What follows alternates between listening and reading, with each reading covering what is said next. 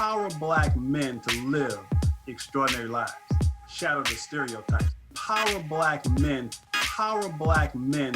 Shatter the stereotypes. Power Black men to live extraordinary lives. Shatter the stereotypes.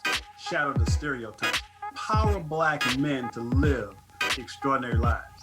Welcome to Shatter the Stereotypes, where the intention is to empower Black men to live extraordinary lives. This show is based on the simple idea that every Black man is capable of creating inner peace, dynamic health, great relationships, and financial abundance. Therefore, we provide insights and strategies to educate, motivate, and inspire Black men to reach their full potential and create the life of their dreams. So if you're ready for some high-octane motivation and inspiration that supports and empowers you to live the life you were born to live, get ready to shatter the stereotypes so you can build a life that lights you up and positively impacts the world. So now, let's shatter the stereotypes with your host, Coach Michael Taylor.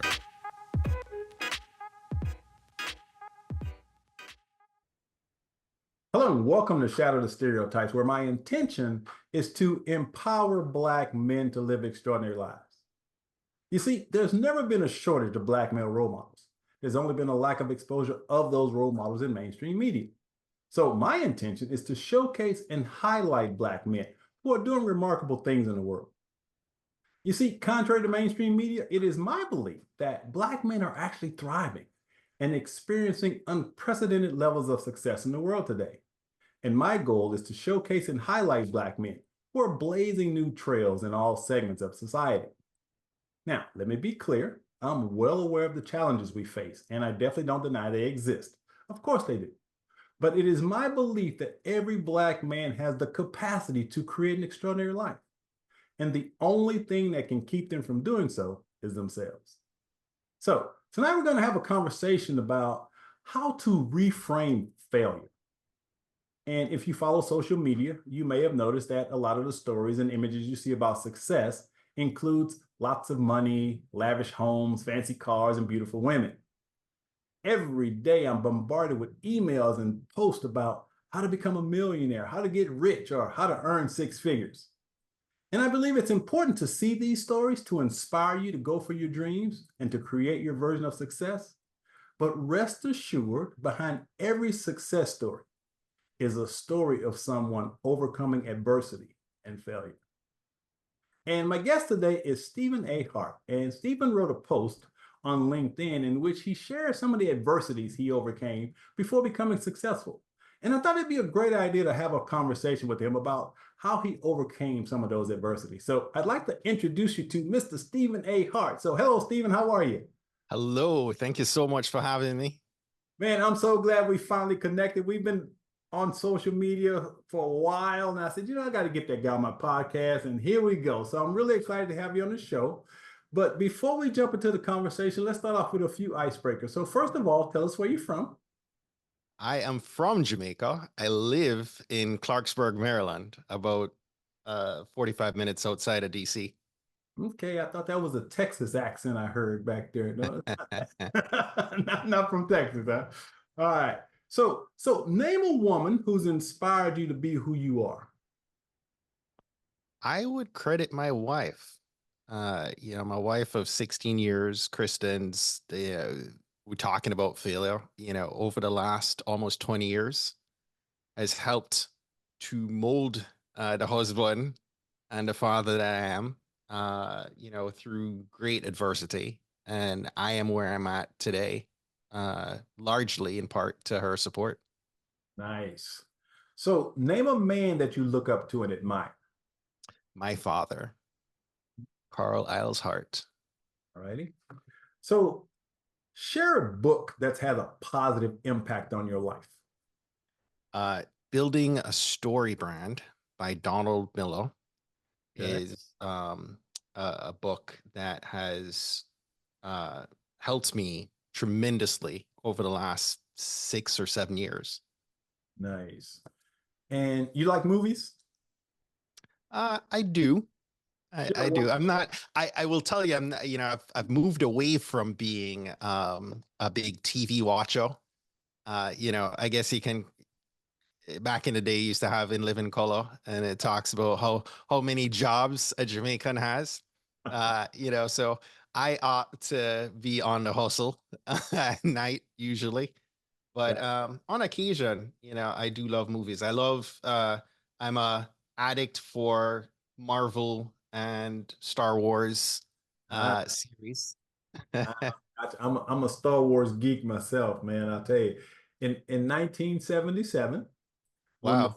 when the first Star Wars movie came out, the Yeah. summer of 77, I saw the original Star Wars movie 21 times in the theater that summer. I couldn't stop watching it. I love that movie so much. It was so amazing. I And don't it know was if I've gotten to 21 times yet, coach. and it wasn't until about 15 years later that I figured out why I was so attracted to the movie. And what it was is there's a guy named Joseph Campbell who you may be familiar with, who came up with the hero's journey concept, which the movie was based on Joseph Campbell's work. And I saw an interview with Joseph Campbell and Bill Moyers, and he was explaining how the characters in Star Wars and how it fit into his hero's journey philosophy, which was pretty amazing. So I Really? realized that while I watched that movie, I saw myself on my hero's journey. That's why I love that movie so much. That is so interesting. Now, if I were to grab your music player, who would I find on your playlist that you'd be listening to? Name some of the artists that you might be listening to. Obviously, I'm a reggae buff. So they're modern artists, modern reggae artists like Chronix, Buju Banton. Um, uh, I'm I love bands like Coldplay, uh, uh, Third World. I love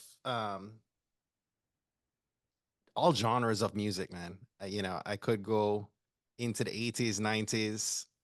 Tonight, driving home, I had my daughter listening to 90s hip hop and R&B. Nice. Uh, so yeah, So I got to ask you. So again, I'm a big movie buff, but I just watched the One Love, the Bob One Marley. Love movie. Yeah, which What do you think? I love that movie. I thought they I did. thought I was not gonna enjoy it. Yeah. I was so upset before I watched the movie that they did not cast the Jamaican.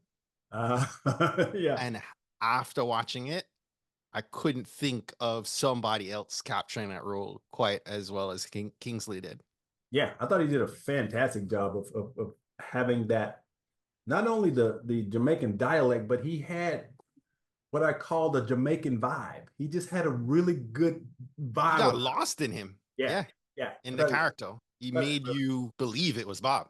Yeah, I thought he did a fantastic job. Now let's switch gears just a little bit, and we're going to do a couple of sentence completions. So complete this sentence. I really love to. Live in a state of gratitude, Hmm. My superpower is. building lasting relationships with people. I am proud of. My role as a father. Life is. Ever evolving. And the future is. Successful. Hmm. So, as a man who happens to be Black, are you optimistic or pessimistic about the future in general? I'm optimistic. Okay, good. Now, I wrote a book titled The Cure for Loneliness, a Black Man's Guide to Joy, Passion, and Purpose. And in the book, I talk about the unique challenges that we as Black men face when we're in environments where we're the only person of color. And I'm certain you've been in that experience before. So I'm curious, how do you navigate those types of situations?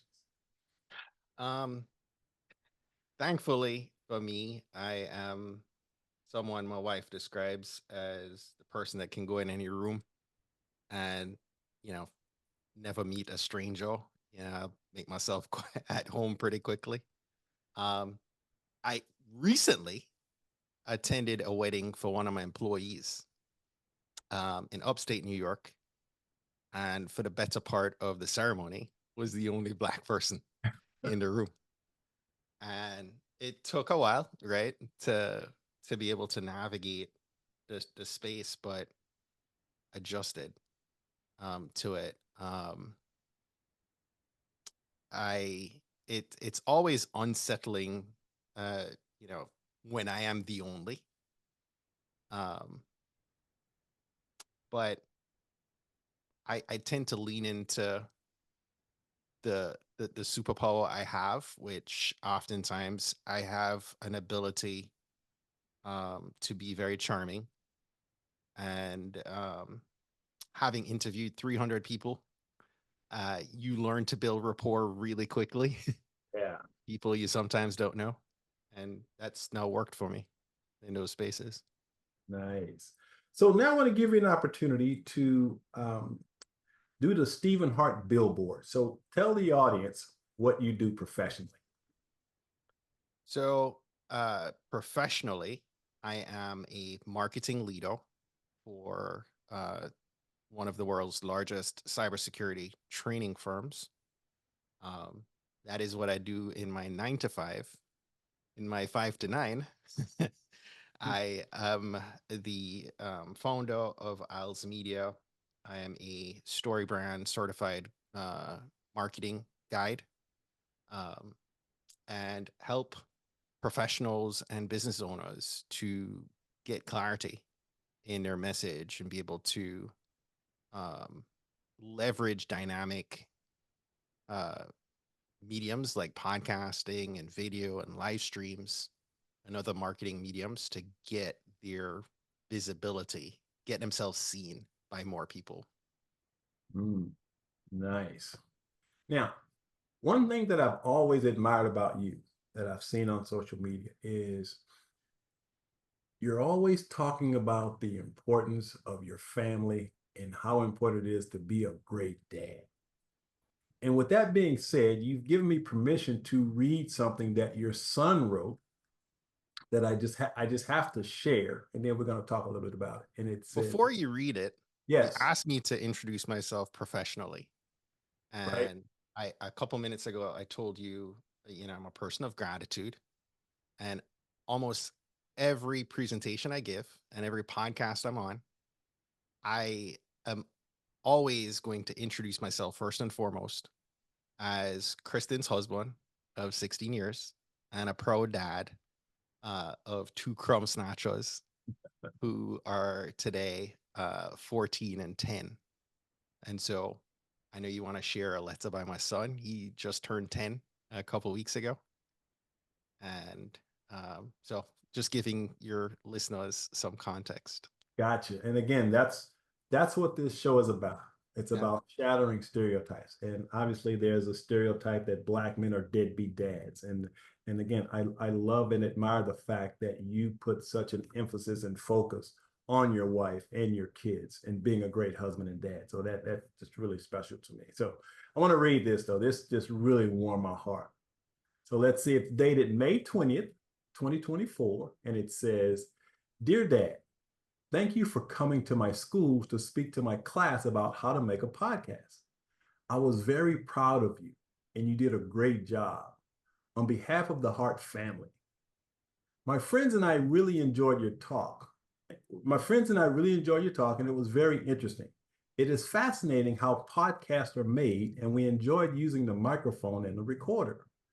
You suggested various podcast topics for us to consider, and maybe one day my friends and I will have an in-depth conversation about superpowers, which might make an interesting podcast.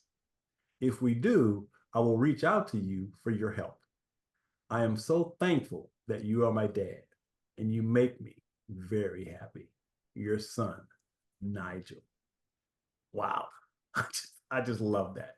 I still get choked up when I read that letter. Yeah, I just love that. So just speak to us just from your heart, what it's like to be a father and husband in a way that you share all the time so openly. Yeah. Um, I've been married for 16 years. 3 weeks into prior to getting married, was running a very successful uh, financial trading advisory, and went from a 7-figure net worth to 6 figures in debt 3 weeks into my marriage. Wow. And, the reason that I speak so positively about Kristen, about my wife, is because at 3 weeks in, the $1 million brownstone I promised her disappeared, and trying to keep things in a positive direction, said, look, you're going to need to pay the rent for a little bit till I figure this thing out. And she stood by my side. Right. And so I will always, you know, my mission in life is to give back to her 100-fold, right? For sticking with me through that season of life. She blessed me with 2 kids, man.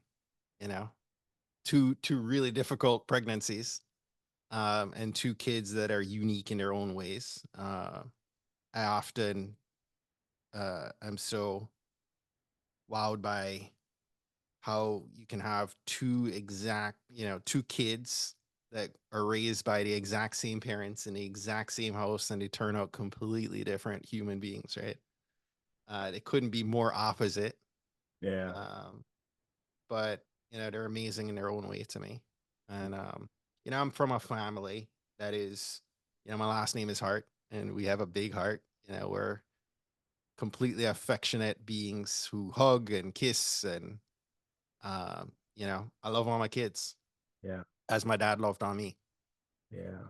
See, and it really amazes me that so few of us as Black men speak so openly about loving our spouse and our kids. That's real. So I think it's important that we have these conversations and not be ashamed or afraid to say, I love my wife. I absolutely adore my wife. Yeah, Second marriage, I got it right the second time. Been happily married for 22 years, it's and amazing. like your wife, my wife sticks by my side no matter what happens. She Yeah. she she is my rock, and I just love being married. That's just my 2 cents worth. So, with that And being, that's a phrase that you often don't hear. what's that? Right? I love being married. Yeah, yeah, especially from men of color. I mean, Yeah. you hardly hear Black men say that. So that's why I do this podcast. We need to say it more often.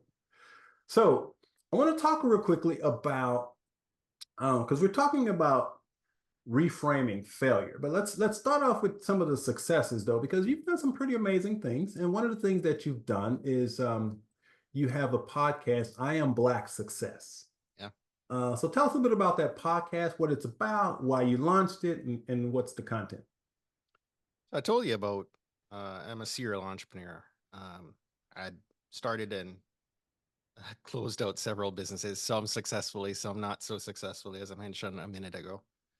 And after I sold that business, because after that failure, rebuilt the platform, not to where it was before, but I got to a place where a business partnership just needed to dissolve, and I sold my stake and went back to working in corporate, start raising some kids, and about the time my daughter was 4, much of what we see on TV today, right? And you touched on this as kind of the reasoning behind why you podcast.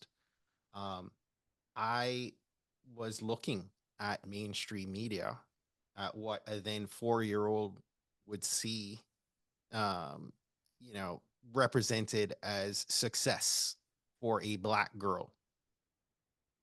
And media would tell her she could become a musician, she could become an athlete, or she could become a celebrity of some sort, right? Yet I live in a very progressive neighborhood in Maryland. And I would walk into daycare and I'd look to the left and right of my kids' cubby, and their other parents, Black parents, who are at, the highest levels of enterprise, of nonprofits, of the military, um, of the federal government, and crushing it at the highest levels. Nobody's telling their story. And that was the light bulb moment for me. Back then, I launched a podcast in February 2016 called Trailblazers. And over the years, Trailblazers allowed me to interview those successful Black leaders, entrepreneurs, professionals in all different occupations, in all different countries, um, and showcase success in all its forms, Black success, Black excellence in men and women, old and young. Oh, and uh, it was amazing, but and still is. I have since rebranded the platform to I Am Black Success. Because one day I opened the podcast directory and there, we went from the point when I launched, it was me and the Portland Trailblazers. Mhm. To now you type Trailblazers in a podcast directory and there are probably 24 Trailblazer podcasts, that pop up. And as a marketing guy, I realized it's going to be a branding problem. Got you. Now, with that being said, tell us a little bit about what's popping pennies. What's popping penny? A couple years into my journey in Trailblazers, they're the lifelong fans of the show, who reach out on occasion. Tony Kennedy was one of them. Uh, long time fan of the podcast, listener of the podcast, and Tony reached out to me uh, more than a year ago and said, "Hey, Stephen, I wrote I have a production that I'm gonna publish as a podcast, uh, and the dad is a 40-something-year-old Jamaican, and I can't picture anybody else, being cast for this role other than you." And it was a blessing to be able to take part in that production. Uh, as a 12-year-old, I had the experience to uh, be a child actor in a performing arts club and really enjoyed that. And I grew out of that, being self-employed and then being in a remote environment. I removed myself from being on stage, from being in front of large crowds. And so whenever I get the opportunity to do stuff like this, um, I jumped to it. And that was a great opportunity to be part of something really amazing in a kids podcast production. Yeah, that's awesome. That's it's amazing how your name is Hart and you're just a heart-centered guy. I mean, it's just that's just who you are, man. That's just That's something that, I recently heard it said that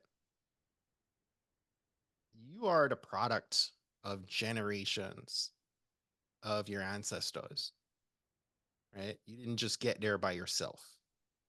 And I have to tell you, my dad's mom and dad were humble, amazing Christian people in the most rural part of Jamaica, mm, right? And uh, their heart for everyone in their village, uh, that legacy, was passed on to my dad and his 11 siblings. wow. And I have 50 something first cousins on my dad's side alone. And that is our being. That is our inheritance, if you will. Now, I'm curious, in Jamaica, what would be the primary religion? Christianity. Is it in Christ? Absolutely. Okay. Jamaica has more churches per square mile than anywhere else in the world. Wow. Interesting. Interesting. So we've talked a little bit about your success. So I want to shift gears a little. And the topic of this episode is, reframing failure.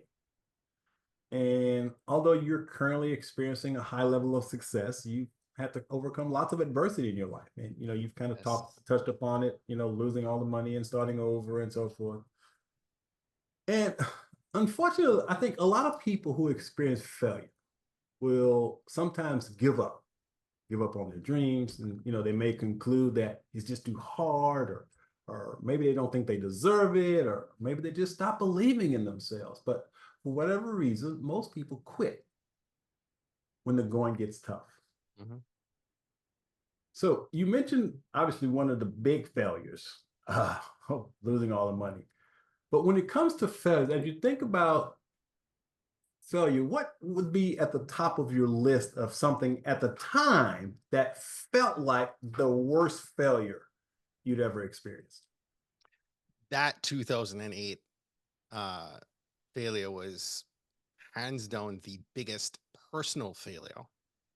Not necessarily the biggest valley. I'd say the biggest valley I just navigated through, and took me almost 4 years to navigate a season following. One of my parents, my dad, actually suffering 2 strokes and having to wind up a 35-year-old business in a third world country in a pandemic, and all the bad things that played out from that. That was a valley season moment. Wasn't necessarily my own failure, but I've navigated so much pivot, so much failure. I shared a post a couple weeks ago, which I think you might have seen, where I shared, look, I once worked at Renaissance, right? No shame. I had 12 jobs in the first 3 years out of college. I sold everything that you could think of, right? Insurance, to nurses and truck drivers, worked in a call center, waited tables, sold shoes, did car collections, did mortgage collections, valeted cars, sold mortgage loans, traded commodities, right? I could go on about the different job titles I had then. And, at the end of that 3-year stint, several of my family members reached out and said, hey, you need to stop, right? You need to anchor yourself. And in many ways, then I knew that doing a job, like a monotonous task, and just being placed somewhere to execute on, a widget or develop one thing, was just not me. To this day, I know me. I'm a visionary. I am somebody who's innovative, and I just thrive on creating. That's a product of my dad in many ways. It For him, he's a chef by profession, and ran a very successful catering business, married thousands of brides over a 40-year career, but equally could paint. I have a dozen paintings on the wall behind me that he did. He could do the flowers and the decor for a wedding equally as well as he could prepare the food. Mm. He's a playwright, and had a playhouse in Kingston, and just a creator in many ways. Same way I'm a creator. And so it took me time to realize, hey, you know what? You need to find a way to express yourself through your profession. And I was not willing to settle. And it took me a while to anchor, but I eventually did. And the result of my success today, in large part, I've had to pivot several times, as I've touched on. But my strength today is not necessarily smarts. I know I'm smart. I'm married to a woman who is a brain, right? She is amazingly intelligent, smart. That's not my superpower.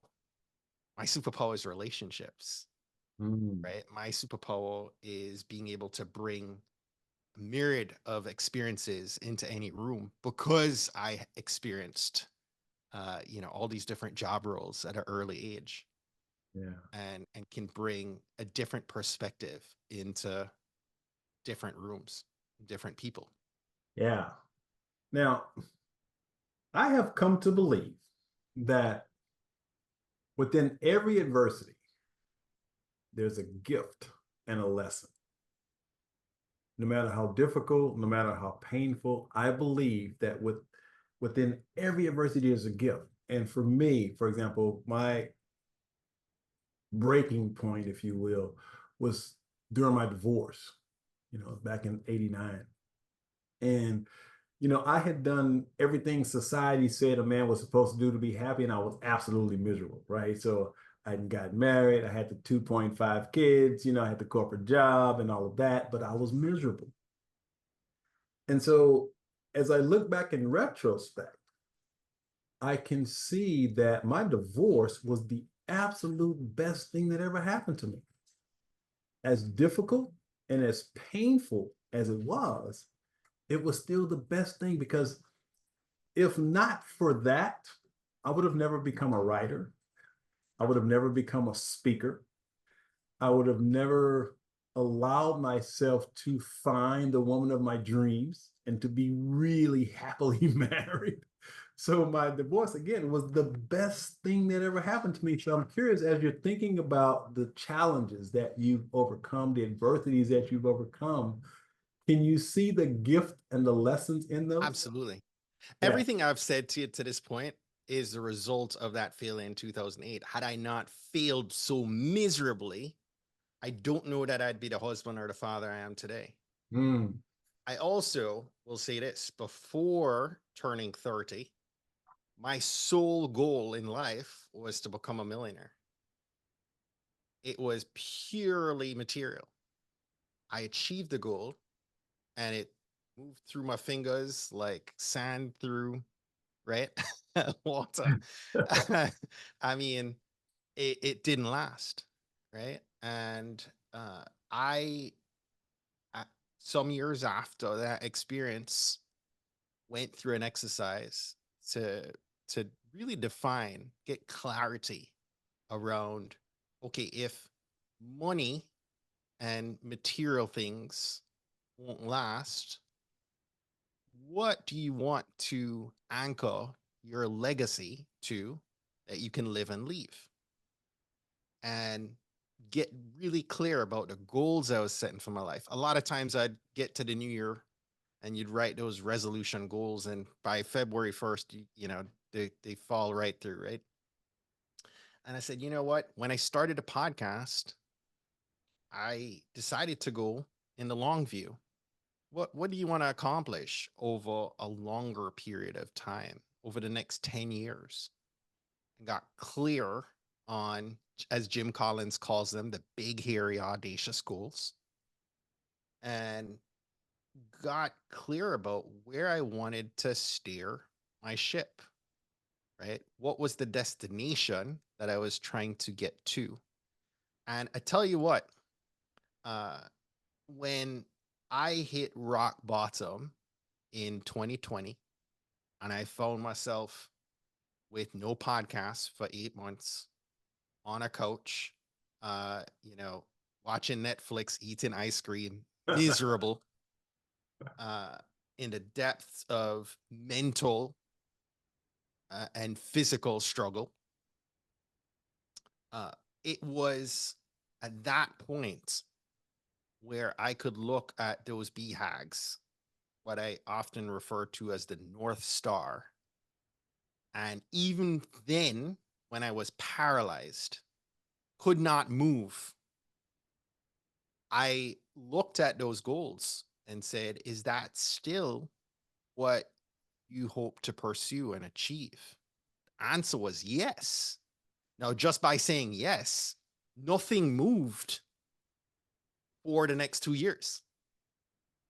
it took me time to take care of me, but I knew where I wanted to go. And in many ways, I feel like that was the thing, that was the catalyst that said, all right, then somehow we're going to have to get out of this dark valley. And there are many people in that season who talk about failure. There's somebody who's listening to this podcast in at this point in time. You might be in your darkest valley, as I was in 2020. And there are many days where people would call and say, Stephen, and they'd try to be encouraging. They'd say, Stephen, take it one day at a time. And let me tell you something, one day at a time felt like a 500-pound weight on my shoulder. I could not process a whole entire day. And it was at that point I developed a mantra that says, Stephen, just take it one step. Forget the day, just take one step. And I've since, created a sticky note that sits on my desk, and well, I'll show it to you. It says one successful step at a time. One successful step at a time. Don't worry about the whole day. Don't worry about shifting everything. You don't have to move the mountain. You just have to take one step in a direction. And as you begin to move, there are days where that one step is all it's going to be. And there are other days where it fuels the next step and the next step. And slowly but surely, you find yourself moving in the right direction. Yeah. Yeah. I love that because, during my darkest period, I was living I lived in my car for 2 years. Wow. I was homeless for 2 years. And one of the things that I learned to do was sleeping in the back seat of my car. I had sticky notes, as you just shared, and I would write these little gratitude notes, and I would stick them on the back seat, where I was sleeping. And what I learned was if I focused on what I had to be grateful for, it made that next step easier. And so rather than saying, oh my gosh, I don't have a place to live, whatever, I would say, I'd write a little sticky note. I'm grateful that I have a car to sleep in. Mm. I'm grateful that I have clothes. And I basically program my mind to see the positive, no matter how difficult it was. And, at the time when I first started that process, I was actually an atheist. So I didn't have a belief in the power greater than myself. So I didn't say God was doing this to me or God helped me get out of this. In my mind, I was just trying to figure out how to change my life. And it began by starting with being grateful for what I had. Yes. And slowly but surely, and like I said, it took a couple of years, Yeah.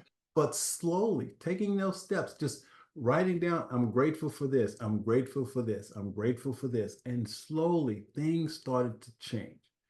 And I got to share this story because it's amazing how it happened. Because again, I had moved away from complete atheism, and I at least opened my mind to there was something bigger than me, right? So Was there something that fueled that?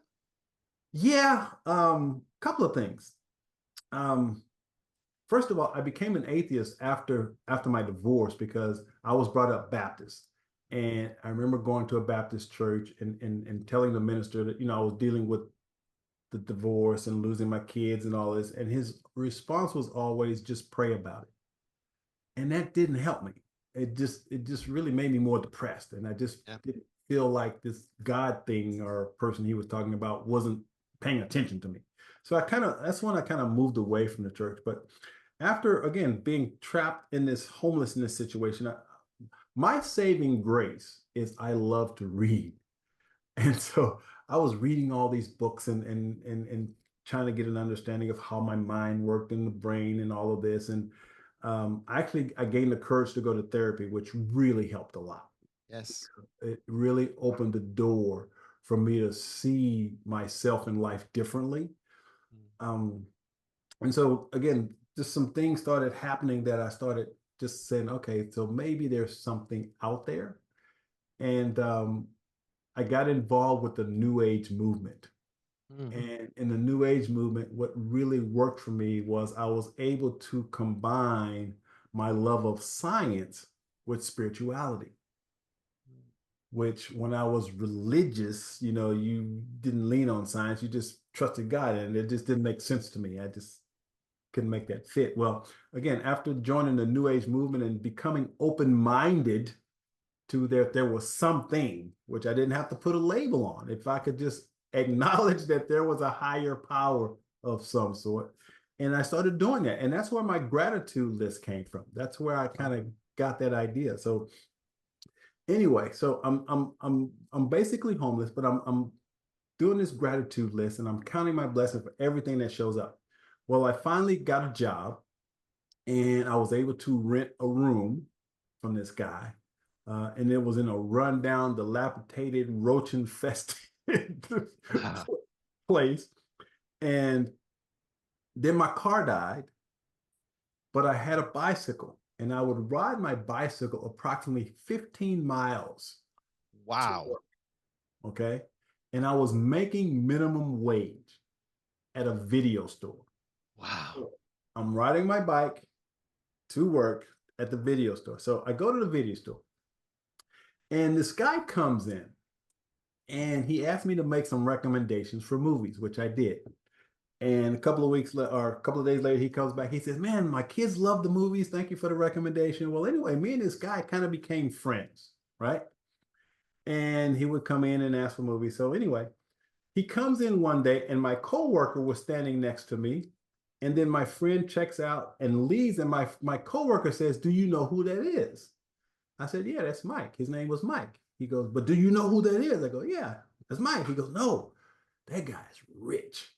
He said, "This guy," he said, "that guy has money like you can't even believe." Well, the next time Mike comes in, I say, "Mike, listen, I've been working on this project, and what I had developed a series of self-esteem building programs for kids. Okay. And I had been trying for years to launch this thing, right? I said, "Mike, I've been working on this project. I wonder if you'd be willing to take a look at it." He says, "Michael, whatever you're into, let me know." He said, "I tell you what," he gives me his card. He says, "Come by my office," right? Oh no, he says, "Call my secretary, make an appointment, come by." So anyway, I go to this guy's office, and it was like something you'd see on a television set. This guy's got, pictures with presidents and sports figures. I mean, this guy, his office is bigger than my house. I mean, it was just amazing. So I share my idea with the guy, and he says, "Hold on." So he picks up the phone. He calls this guy on the phone. He says, "Walter, I'm going to send this guy to you. He's got a great idea. I know you can help it." Okay. So anyway, he says he's going to contact you. So it turns out the guy that he put me in contact with was the chief executive officer for this huge foundation. I mean, multi-million dollar foundation. So I go to meet this guy and I tell him my idea. And we started talking about Alcoholics Anonymous. I have no idea how we got on the subject, but we started talking about Alcoholics Anonymous, and he was a recovering alcoholic. And so the idea that I presented to him made a lot of sense because, the whole 12-step thing. And so I was kind of telling him my idea of giving kids the freedom to express how they feel and all this. Well, he really loved my idea. So long story short, this guy ends up giving me a check for $50,000. What? $50,000. And what's amazing about that is when he told me he was going to give me the check, okay, he says, "You do have a 501c3 tax exemption, right?" And I go, "Yeah, yeah, yeah, yeah." I didn't have I didn't have a 501c3, but I knew I was going to figure out how to get one. I knew I was going to figure out how to get one. So I had like 6 weeks to come up with this 501c3. Well, after the meeting with the guy, I knew I had to figure it out. So I'm a firm believer in meditation, right? I've been meditating for a while. And so I did this meditation. And in my mind, I saw a picture of the state capitol in Austin, Texas. Okay. So I got on the bus. I went to Austin from Houston. I went to the state capitol. And at the time, I think, Senator Lloyd Benson, I'll never forget, Senator Lloyd was the senator of Texas. I figured somebody in the Capitol could help me come up with this 501c3 thing, whatever it was, right? Whatever it was. So I'm in the state Capitol. I'm telling this guy, I said, look, I don't know who I need to talk to, but somebody can help me get this thing. I said, because I've got this money coming. If I could just do this. Well, they put me in the phone call with the lady. Her name was Sherry Flowers. I'll never forget. Shari, Sherry Flowers, who worked for the IRS. Okay. So the guy in the senator's office calls the IRS. We get Sherry on the phone. And so I explained to her the situation. And I said, look, I've got about 6 weeks. She says, well, the fastest I've ever seen it done is 5 weeks. I said, well, great, we got time. she says, but I can't make any promises. Well, I enrolled her in my vision. I said, Sherry, listen, I believe that you can do this. I said, I said, look, I said, I've got the program. I got this check just waiting. And I'll bet. I said, I just know, Sherry, that you can do this. And so she was getting ready to hang up the phone and she says, I'll try. And I said, Sherry, wait. I said, do you know Star Wars? Star Wars? And she says, no. She said, I said, look, there's a guy in Star Wars named Yoda. And Yoda said, there is no try, do or do not. I knew where you're going. And she says, okay, I'm going to do this. She says, I'm going to do this. Now, this is how the universe works when you're really committed. Hilarious. When you're really committed. She sent me a fax. I had to fill out the forms and to get all this stuff done. I received a 501c3 in 6 days. What? 6 I've never heard that in my life. 6 days. Sherry at the IRS, whatever she did, she got it done. So that's just the beauty of being in alignment with how the universe works. But that story just kind of says, we go through these challenges in life. Yes. And we got to have faith. And so I want to kind of, as we start winding down, talk about you, obviously overcoming the challenges in your life. What role, if any, does spirituality play in your life? Big one. I don't think I get through any of these big, ugly, dark valley seasons without having a baseline, spiritual anchor, right? To be able to get me to the other side. This is not something that I don't believe that, you get out of these trying times alone. We can't succeed in isolation. My sister, Minda Hart said, success is not a solo sport, right? There are people that you need by your side, but at the core, I have to have that spiritual anchor. Yeah. And that's just like, again, a makeup of the family I was raised into. Yeah. And with that being said, I want to lean into the next big challenge, because I know that, especially as men of color, another challenge that we have is having support systems. 100%. And I don't think we have enough of them as Black men. Yeah.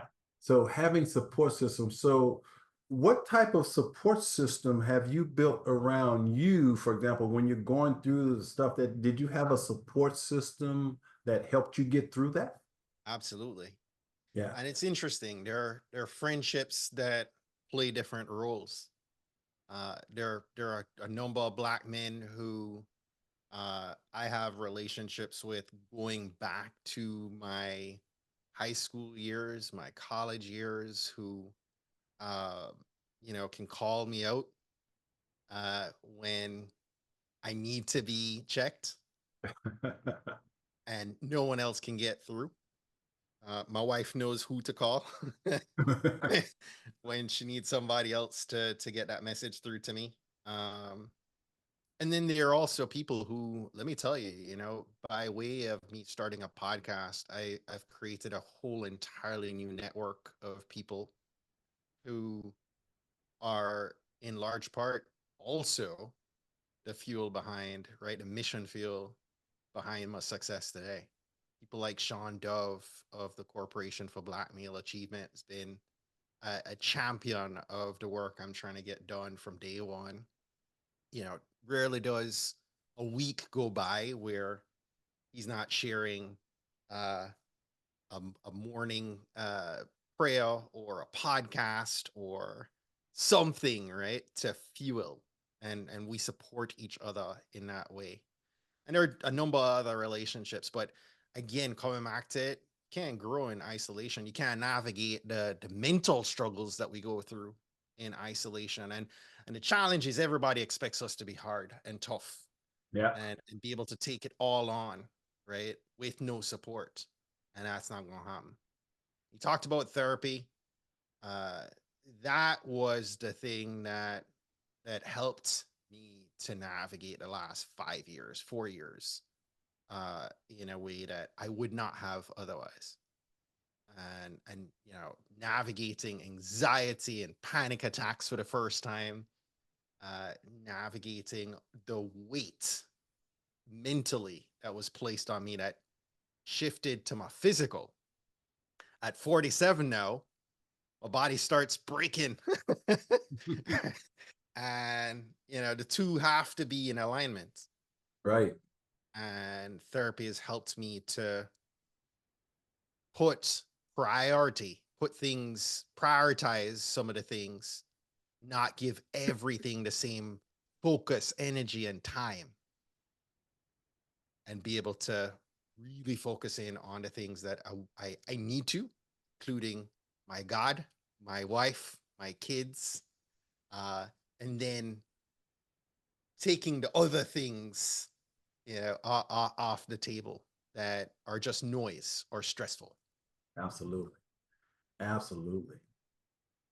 So for the viewers, in summary, when we talk about reframing failure, first of all, I love what my mentor, Dr. Wayne Dyer, said about failure. He said, there's no such thing as failure.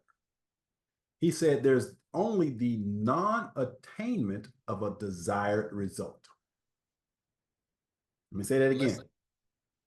Failure is simply the non-attainment of a desired result. So there's something that we want. If we don't get it, we just didn't attain that result that we wanted. Doesn't mean we failed. We just didn't get what we were after.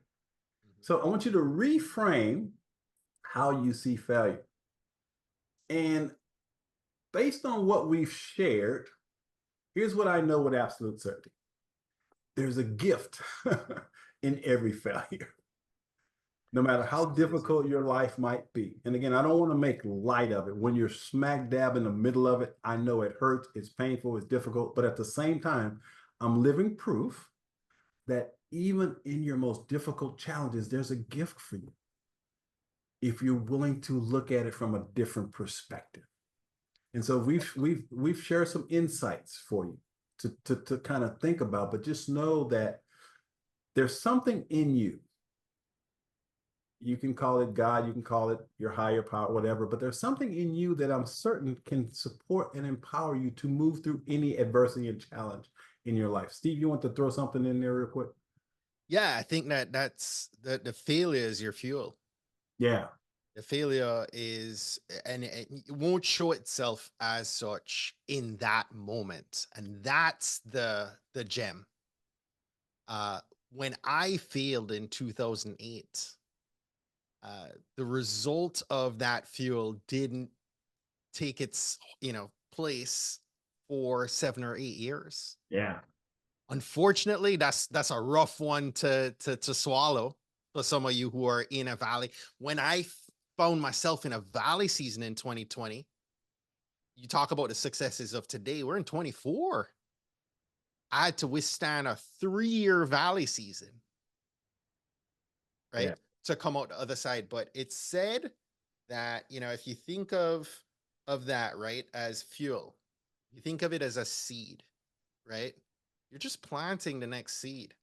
You just got to keep watering, right? That seed to be able to grow has to go down in the soil, right? In that dark area, and be able to, be watered and to be able to grow, right? Think of that, right? As a seed. Think of it as, just another opportunity to be equipped with what that failure is going to teach you. And you're not going to feel like the lesson is there again in the moment. But believe me, having failed again and again and again and again, I have learned so many lessons that now arm me to be able to have the success that I have today. Yeah. And so just look at it as fuel, Yeah. right? You're fueling yourself up. It's going to hurt, as you just said.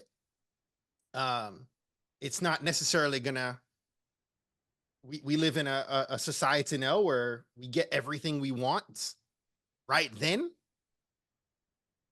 But if you can just digest the fact that it's going to be over the long term, and this is a journey, this is a marathon, not a sprint, right? One of my favorite digital mentors is Jim Rohn. And Jim Rohn says, success is what you attract by the person you become, right? To attract, right? To achieve success, you have to attract that to you, right? Take those lessons, right? And process who you need to become to achieve that success that you're desiring. Yeah. Yeah. So again, it's really about, as men of color, as Black men, a couple of things. Number one, we got to have faith, and you get to choose what that looks like for you. You got to have faith. Number two, you got to be willing to seek support. Don't try to do this on your own, right? You got to have that support system. And number three, you got to persevere. You got to hang in there. And like I said, it may not be easy, but it's doable. You just have to hang in there, have the support system that supports you to move through whatever challenge you may be going through. So again, I don't claim to have all the answers, but what I do know is that on the other side of all the adversities that I've gone through in my life personally, if I had to do it all over again, I'd do it the same way. Because what I know is that all the adversities shaped me to be the man that I am today. And if I removed any piece of that, I wouldn't be the guy that I am today. The guy that's been blissfully married for 22 years, loving father, passionate about life, living my purpose, writing and speaking and enjoying life. So if I can do it, you can do it also. So, Stephen, with that being said, as we wind down, I want to give you an opportunity for your final closing thoughts to the audience, whatever is on your heart to share. Go out today and set a goal. Set a small goal and pursue it with all your heart, all your might, right? And take it one successful step at a time. One step at a time. And how can people find you if they want to maybe learn from you or work with you to do your marketing? Can you share how can people find you? My website is stephenahart.com. And I am on LinkedIn and all social channels at I am Stephen A. Hart. Nice. Well, again, my friend, I am just so glad that we finally connected. We've Yes. actually been connected out there, but now we've actually met. So again, it is my honor and privilege to have connected with you. I know eventually we would. Yes. I knew we would. So again, I just want to say thanks, man, for spending an hour with us on Shatter the Stereotypes, and just keep shattering those stereotypes, bro. I am just so proud of you and just glad to have you as part of the team that's empowering Black men to live extraordinary lives. Thank you for having me, brother. All righty. So again, another episode of Shatter the Stereotypes. And remember, you have the capacity to create an extraordinary life, but to do so, you got to create or expend an incredible amount of extraordinary energy. We'll see you next episode. Take care.